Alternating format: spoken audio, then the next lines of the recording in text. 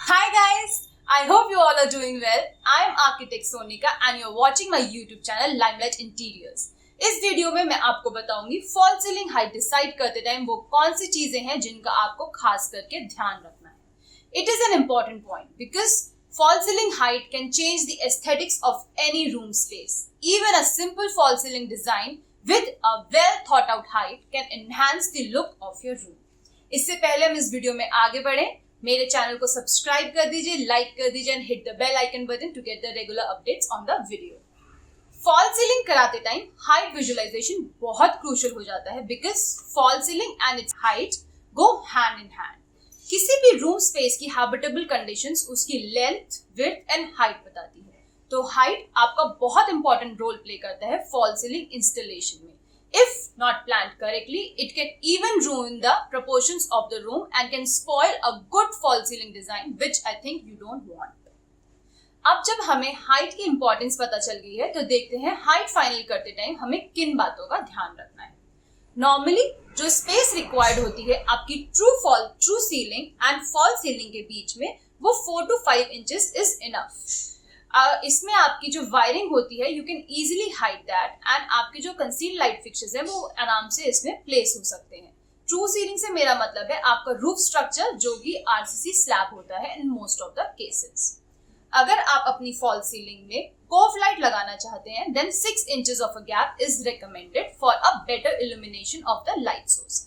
अगर आप इस गैप को 6 इंचेस से इंक्रीज कर देते हैं ज्यादा तो उस केस में क्या होगा, आपका जो लाइट सोर्स का इल्यूमिनेशन है वो ज्यादा डिफ्यूज हो जाएगा एंड दिखने में इतना अच्छा नहीं लगेगा, which defeats the purpose of having a cove light in the first place.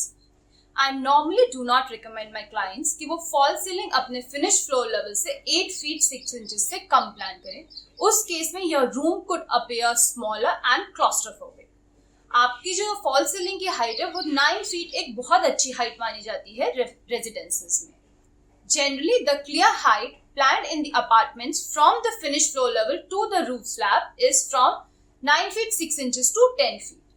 If अगर कोई रूम की हाइट इससे कम है तो उस केस में आप क्या कर सकते हो, एक 18 to 24 इंचेस का wide band we can run around the corners of the room and centre वाला पोर्शन हम अपनी ट्रू सीलिंग पे रखेंगे.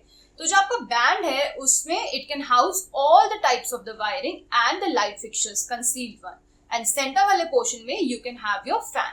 तो इस केस में आपका रूम छोटा भी नहीं दिखाई देगा and you can do a fall ceiling which will enhance the aesthetics of the room.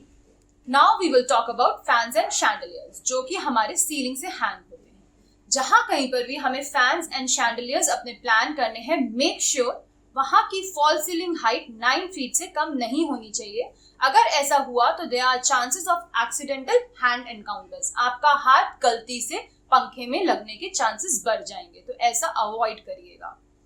अब जब हमने देख लिया है कि फॉल सीलिंग की हाइट हमें निकालते टाइम क्या क्या चीजें कंसिडर करनी है, लेट्स टेक वन एग्जांपल और उसमें हम देखते हैं कि हम फॉल सीलिंग के लेवल्स अपने कैसे निकालें without the help of an expert.